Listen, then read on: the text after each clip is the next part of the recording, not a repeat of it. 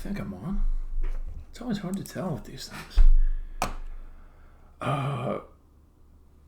Hey, I'm Eric. I've made a game. I've made it. Usually I say I'm making a game. But today I get to say I've made a game. That game is released. It's called The Godkiller, Chapter 1. The Godkiller, Chapter 1. It's done. It's out there. It's on Steam. I spent about 4 years on it. And like dedicated 4 years, not kind of wishy-washy, puttering around type stuff. Just full-on project mode. Tasks and deadlines, milestones leading up to it and stuff like that. There was the help of 40 voice actors. A lovely group, really. I actually enjoyed working with them quite a bit. And also a group of play testers. Some of them were with me for all of this year. So I guess I should go through and talk about the people that helped make this thing. So I'm gonna go over to my screen here. I'm really, really happy about this, by the way. It's just a big amount of joy for me, and I enjoyed making it along the way. It got a little tough towards the end, as all large creative projects do. Anything that's multi-year, it's going to kick your ass a little bit. But I love making it. I love it being out now, and I know from past works that I've done that I'm going to continue to get good feelings from it being out there in the world. Sort of like a representative of me. All right, so yeah, the game. Let's. I'll show it off a little bit. So I'll go to the. I'll go to Steam. I'm gonna hit the play button. You can find this on Steam too. The Godkiller Chapter 1 on Steam. You'll find it. All right, so I hit play. It's sized full screen. Okay. Did I actually help him? Maybe I just sent him to misery. Let's go to something that contains less spoilers. Let's go to... I think we'll do the second level of the game.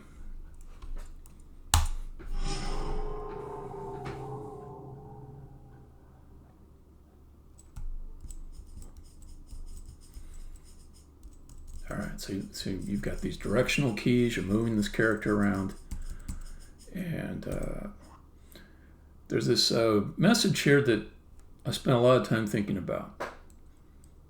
I really did want this game to be something you could play without subtitles, or at least just try it without subtitles first, unless you got a good reason to have the subtitles on. So I said, let's just leave the subtitles off by default, but give somebody a chance to adjust that here if they want to before the dialogue starts going. All right. Hello. It's okay. It is okay. It's okay. Okay. It is okay. It is okay. It is okay. No, it's not. It is okay. Your hands? I am God. You are M. What is this place? Did I die? Yes, you died. This is heaven? No, Hell? it is someplace new, made for you. I died. How did I? Welcome to your paradise. This is... I don't get it. Stay forever, M. All will be provided. I ask but one thing. Uh-huh. Let me introduce the actors that made these two characters, which I never get tired of listening to this exchange. They did such a good job. I've listened to it so many times. So M, the main character of the game, is voiced by Chelsea Blackwell. And, she and I go back quite a ways. And we worked on multiple projects together, and I was really happy to get her onto this as the main character. For so long, I heard it as her voice. Before I even talked to her and said, "Can you do this?" I was hearing it as her.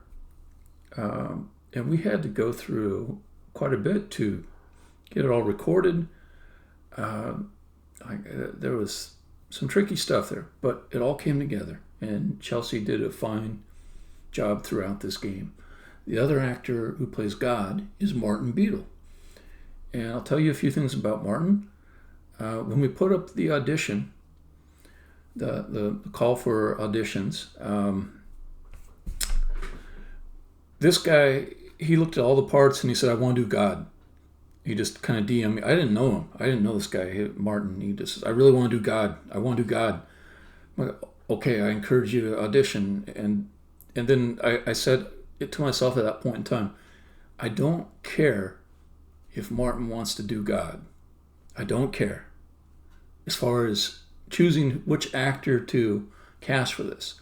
And a whole bunch of people auditioned for the part of God. Martin did as well. But I was super, super clear in my head that I would not let Martin's enthusiasm for the part be something that caused me to choose him. But I listened to everything, all these very good auditions, and his was the best. And I'm really happy that we ran into each other. So okay, we'll go back to the story here. Never go to the room east of here. Which way is east? But if you do go there, do not eat the apple. Infinite travel. Stay, and I will tell you something. The story of John.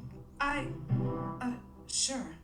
John begat John Jr. of Mary, Okay. and John Jr. begat Yeah, leave Robert, out that. a different Mary, and Robert begat James of Mary, a third Mary, different from the previous two.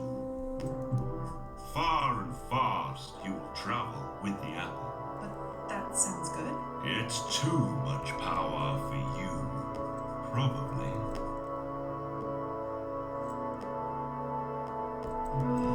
It's beautiful.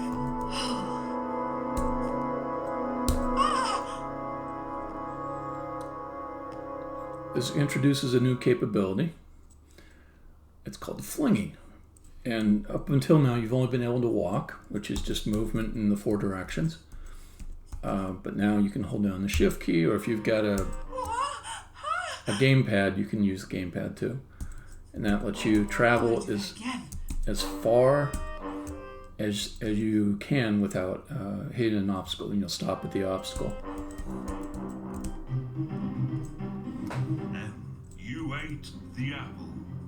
I just walked toward. I know, I am God. I'll put it back. You cannot. You could have stayed here in paradise. I would have told you stories. I'm sorry. Every day I would have told you stories. Yeah. You must go now. Okay, and there's some other things on this level. I didn't show everything about it. Now, suppose you didn't enjoy all that acting, and you just kind of like to play puzzles. I don't understand this world. You can turn off all the voice and speech in it. You can play the game purely without any story if you want. Oh, the story, I think it's really good, to be honest. I'm biased, but... What else can I do? Keep moving forward, I guess, and see what happens. I want to go to some level that has some blocks, and then I'll give an introduction to what blocks are like. Let's go to one of those. And if you've...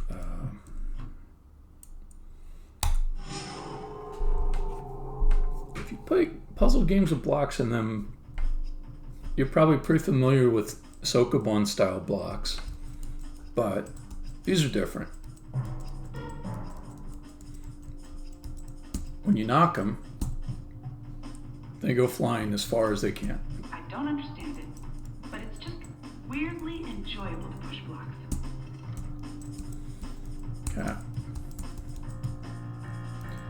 The other thing is, if they have letters on them, if you put them all together, and there's a letter gate or letter bridge that has the same word on it, then it'll become solid, which can help or hinder you. For bridges, it tends to help you because you can walk across something you couldn't before. For letter gates, which are upright, when they close, it usually means you can't go that way, but there's exceptions to those rules. The other thing is, if blocks ever get stuck, you just smash them, and then they go to the nearest block pad that has the matching letter on it. So you never have to undo or restart in this game, because everything's been designed so that you can just kind of play through. Okay, so if I put these all together,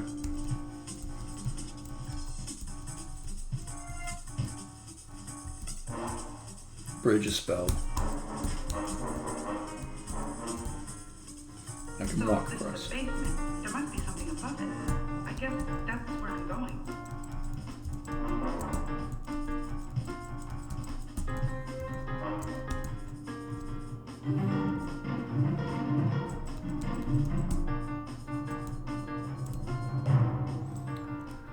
So I think that's enough of a demo of the game. I want to. I feel Oh, I guess there's one other thing about blocks is they'll stack on top of each other too. So. but every person I meet All right. So then let's go to the credits. I want to show the credits.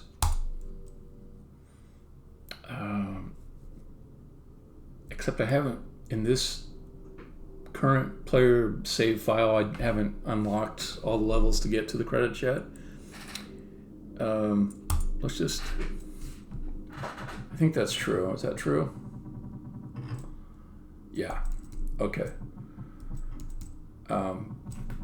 Anyways, that gives maybe some newbies the gist of the game. Let me look at the credits on the wiki. Another feature. Say you're stuck on a level. Let me go to one. Just any old one. Keeping Vault.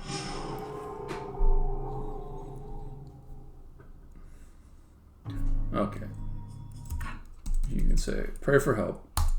And that takes you to the wiki, which is also where the credits are, and I'll show the credits. But it gives you the specific page that goes with the level that you're currently on when you pick the pray for help option. And there's hints, and you can take just the ones you need. They go in progressive spoiler fashion. So the first one will just be a light nudge in the right direction. Maybe that's all you need, you know? And if you go all the way to the end, it'll explain pretty much everything you need to solve that level. Okay. So let's go to the credits, because I want to talk about people that were here for this. Okay. So there's like one kind of indie guy that did a whole bunch of stuff. That was me. Okay. That's pretty typical for an indie game or a small creative production like this one. Then there's Bettina. Bettina, she did all the face art. She's somebody else that I've worked with for years on multiple projects. And I really worked out with her the mechanics of face animation in a way that I liked. Meaning, like, what expressions will a face have? Let's see. Is there a quick one I can go to?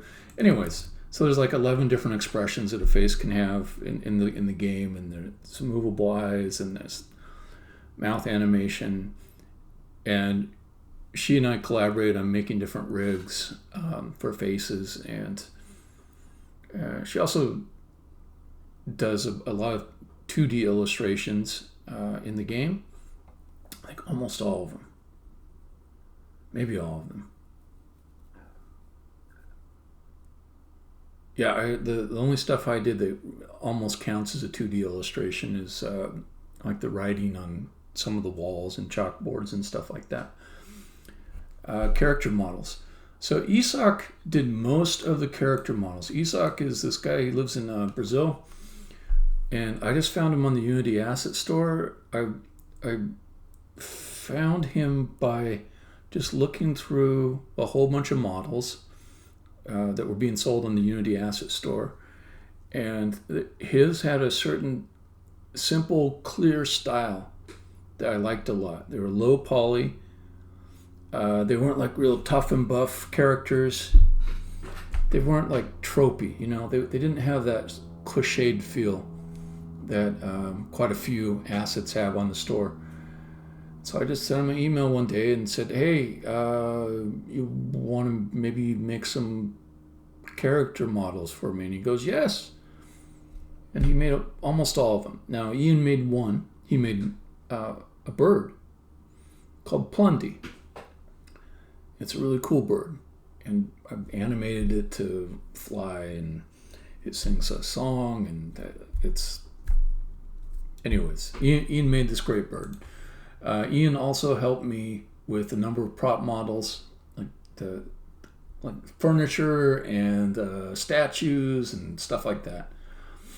And also, he came up with good 3D modeling advice for me at a point where I was very frustrated, and it was quite helpful. So there was like this problem where I couldn't get lighting to shine evenly on surfaces. Alex. Okay, so Alex first joined as one of the first testers. He was the second tester to join, second play tester. And he sent me an email introducing himself that was detailed and thorough, and it was like my dream come true as far as what he could bring as a play tester. Like, he said, I tested this thing. I have an interest in these types of games, and I've got this writing experience. And I'm like, okay. You had me like in the yes, I'll do it. But he just went on. It was clear that like I was working with somebody here that was like better than I deserved almost. But he did the playtesting for a while, and then he worked as a marketing associate for me. So he puts together the Screenshot Saturday posts to Twitter, like maybe 6 press releases, something like that. All kinds of posts, all kinds of email contacts to people that run festivals and websites and YouTube influencers and stuff like that. So he did a whole bunch of this work throughout the entire year. And on the testing side, there were a lot of people that helped with testing. I'm not going to talk about all of them, but I want to point out Schick was the very first person to volunteer to test. And he actually wrote like really good bugs.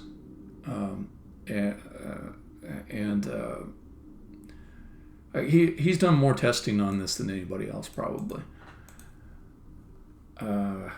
With the exception of maybe me, but my testing doesn't quite count as testing. Dan, another early arriver and late stayer. Linus, he did a lot of testing work. He was in the first 4 that joined. So this group was the first 4 that joined. The game was kind of rough. It played well enough to be called a game. Then Ryan joined, and Ryan is, in his professional life, a software tester. Also, I know Ryan from years back in the Drawd community. It was really, really good, not just to have his help, but to have the the spirit of his help and like the continuity. There's somebody I used to work on projects with a long while back, and hey, working with them again. That's really great. And without talking about all the people on this list, I will say I'm quite grateful for all the people that helped test. Okay, the cast. Chelsea and Martin. We talked about those two. That's M, the main character, and God. Okay. And I can't do a thing where I talk about every single person in this list. So I'll just call out a few more people and just let it stay there. Kyle Kreis, another guy I worked with on a comedy podcast years back. He does the voice of Billy. And our arrangement is I hand him the lines in the script. He starts recording, and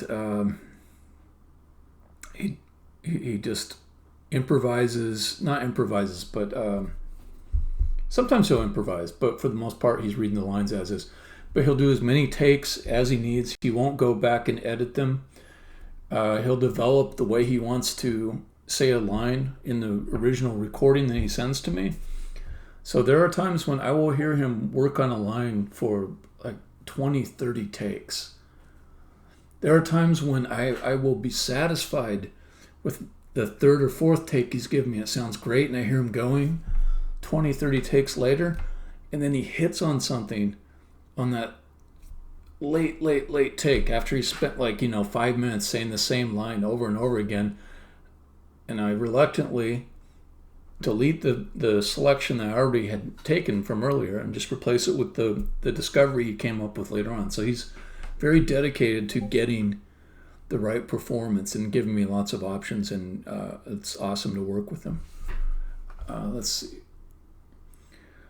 We got some people on Discord too, and I am okay. Let me get through this. There's quite a few people here that have really done nice things for me besides contributing their awesome creative performances. Nicole Lundquist, she voiced a number of parts here, but she also set up an IMDb page. She also schooled me, educated me on the ASCAP and BMI and how to set things up with that. It was like getting like like talking to an accountant or something, like that level of knowledge about music royalty licensing and the organizations that you can join to do it. So that was really nice of her to help out in those ways. And there's a number of folks here too that have helped promote the game on Twitter and stuff like that, and I really do appreciate them. All right, so I'm going to reluctantly skip past a long list of names. It just wouldn't really be sensible to go through them all. I composed all the songs, but there were some songs where the person singing contributed something beyond the original melody of the song, and I decided I would give them composer credits along with it. So I'll call those out real quickly. We've got on Shiga Buddy, Chelsea went into a recording studio with me to record this song, and I did not come prepared to give her enough information about how to sing it, and so she made up a melody pretty much for her part inside of Shiga Buddy. It fit the right key that I had set, but the melody there was entirely hers. Tiny Army, this was a case of me making a melody that was making a part to sing without a melody to it. There was just a pretty clear pattern or rhythm to it. and he invented a pretty nice sounding drill sergeant type of a voice. Okay. This song, Feed Me, which I think is the strongest song in the whole soundtrack. By the way, this game has actual songs in it with singing that happen while you play. So I sent a backing track to Lauren, and I sent the lyrics. I sent like a version with me singing it. She said, it sounds like this was written for a male voice, and she asked me to just change the key of it. I thought, it might be kind of a pain in the ass to change the key of the song, and then I figured out how to do it kind of fast with a little bit of fiddling around inside of Logic, and then I sent that to her, and also I made sheet music for it, sent that to her, and I was like, I don't know, she maybe just having so much difficulty with it that she's like I wasn't sure if she was actually going to get it done. But what happened was she was so intent on having that song sound as good as it could that she spent a lot of extra time trying to get the vocals just right. She invented melodies, like she invented a harmony part in the last verse of the song. It sounds fantastic. So she contributed a lot to this song, and it is my favorite song in the soundtrack. Or I'll say it's the one that I think sounds the most like my best work, and that's because of her contribution. Let's see, Book of M. Okay, this is one where I don't know if Aaron is happy with the result or not, but this is another one where I just left the vocalist to invent, and she did invent. So I gave her a harmony to go against, and I gave her lyrics and a tempo, the melody. It's complicated because there's like pitch shifting and stuff in it, but she invented so much of the melody here that I had composer credits for her. Okay. And then there are just really some great performances from other vocalists here that I really feel happy about. And I'm glad that I ran into these people. I'm glad they decided to spend their time on my project. Okay, special thanks. Okay, Cicada Forest. He was somebody that hung out on Twitch streams with me as a chatter. He is maybe the strongest Unity coder that popped in on the Twitch chats. And he saved my ass on a whole bunch of different problems. There were these tear your hair out type problems, and he would just say, you should probably do this. He was very good at like reading code on my screen that was being broadcast and figuring out what that code was supposed to do.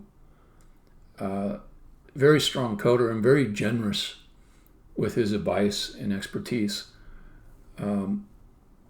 And everything he said I should do that I did worked out great. There's a few things that he said I should do that I didn't do, and I still have like this kind of guilty or worried feeling that like I still need to do those things because everything he said was just right on. Patrick Morris, another Twitch chatter that came on and helped me out quite a bit.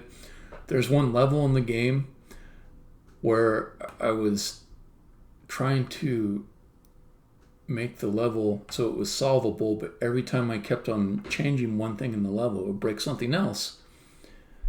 And then he drew out on a little paintbrush type thing a proposed change to it, and he sent that to me, and then I put it in, and it worked.